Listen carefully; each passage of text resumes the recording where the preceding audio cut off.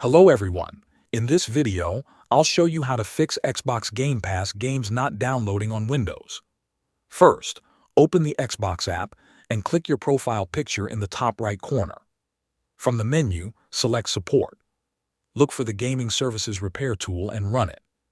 This tool checks for issues with gaming services, which is required for downloading and launching Xbox Game Pass games.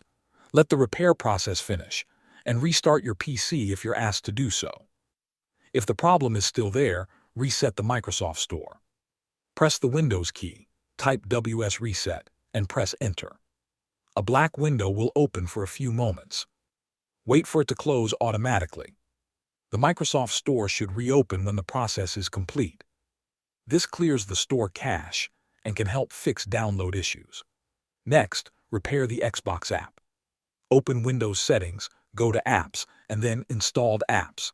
Search for Xbox, click the three dots next to it, and select Advanced Options. Scroll down and click Repair. Wait for Windows to complete the repair.